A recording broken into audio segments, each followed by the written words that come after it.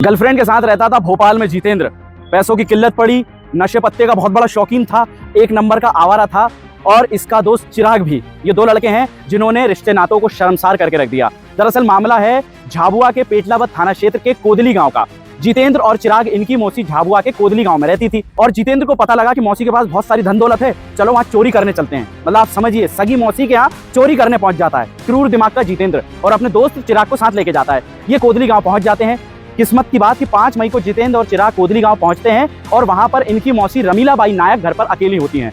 ये चोरी के इरादे से घर में घुसते हैं तो मौसी इनको देखकर बड़ी खुश होती है कि बड़े दिनों बाद जितेंद्र आया और चाय बनाने के लिए किचन में चली जाती हैं। मौसी चाय बना रही हैं और ये दोनों शातिर चोर ऊपर अलमारी की तरफ भाग जाते हैं। अलमारी का ताला तोड़ते हैं। ये सब करते हुए 6 साल का उत्कर्ष, रमीलाबाई का पोता, इन्हें देख लेता है और उसे देखकर जितेंद्र और चिराग हड़बड़ा जाते हैं, क्या करें अब।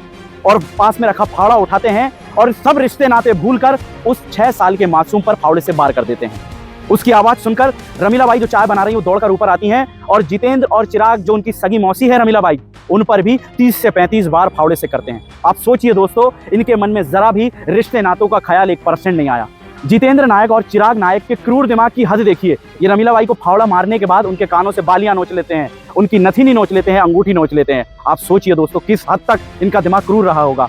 उत्कर्ष, जिसकी उम्र 6 साल है, वो एक ही फावड़े में दम तोड़ देता है और ये दोनों मौका देखकर वहां से भाग जाते हैं। लगभग 20 मिनट बाद रमीलाबाई की पड़ोसन घर पर आती है और ये सब माहौल देखकर घबरा उठती है। आस पड़ोस इकट्ठा होते हैं और उत्कर्ष के पापा मम्मी आ जाते हैं, उत्कर्ष के दादाजी भी आ जाते हैं। उत्कर्ष और रमीलाबाई की हालत देखकर वो बेसुध हो जाते हैं। रमीलाबाई को हॉस्पिटलाइज किया जाता है। वहां हॉस्पिटल नहीं झेल रहा था तो इसलिए रमीलाबाई को गुजरात के बड़ोदरा के हॉस्पिटल में शिफ्ट कर दिया गया। और उत्कर्ष को अंतिम क्रिया के लिए जब ले जा रहे थे तो उत्कर्ष के दादाजी का माथा खनका कि ऐसा कैसे हो सकता है कि कुछ लोग मुझे बता रहे हैं कि उत्कर्ष की मौत करंट लगने से हुई है और ये लोग गिर गए थे, ऐसा वैसा खून कैसे निकला। उत्कर्ष के दादाजी ने शमशान घाट पहुंचने ही नहीं दिया उत्कर्ष को और पुलिस को सूचना कर दी। पुलिस ने तुरंत मामला संज्ञान में लिया, पोस्टमार्टम कराया। पता चला ये मामला करंट लगने से नहीं है बल्कि इस पे किसी ने हथियार से वार किया था। छानबीन होती है, पुलिस लगातार छानबीन करती रहती है। हमें पता चलता है कि कुछ चोरी हुई है, रमीलाबाई के गहने भी चोरी हुए हैं।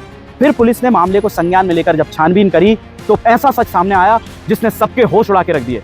घर का वेदी लंका ढाए वाली कहावत सिद्ध हो गई। रमीलाबाई की सगी बहन के लड़के थे चिराग और जितेंद्र। आप सोचिए दोस्तों, इंसानियत तो शर्मसार हुई, रिश्ते नाते भी शर्मसार किए। इन दोनों मनुष्य लड़कों ने, इन दोनों कमीनों ने अपने घर तो बर्बाद किए बल्कि 2 बहनों के रिश्ते नातों को भी तार तार करके रख दिया। लगभग 12 से 13 दिन बाद जब रमीलाबाई को होश आया तो उन्होंने लिखकर एक पर्ची पर जितेंद्र और चिराग का नाम बताया। पुलिस ने बिना किसी देरी के जितेंद्र और चिराग को ढूंढना शुरू कर दिया। आखिरकार पुलिस ने जितेंद्र और चिराग को भोपाल से ढूंढ निकाला और इनकी बढ़िया सुताई करी और पूरे मामले को संज्ञान में लेकर इन पे कई धाराओं समेत मामले दर्ज कर लिए गए। पूरे के पूरे नायक परिवार में शोक की लहर है। 6 साल का उत्कर्ष इनके बीच में नहीं रहा। दोस्तों, आप अपनी राय कमेंट बॉक्स में जरूर दीजिएगा। देखते रहे रवि की बकबक। नमस्कार।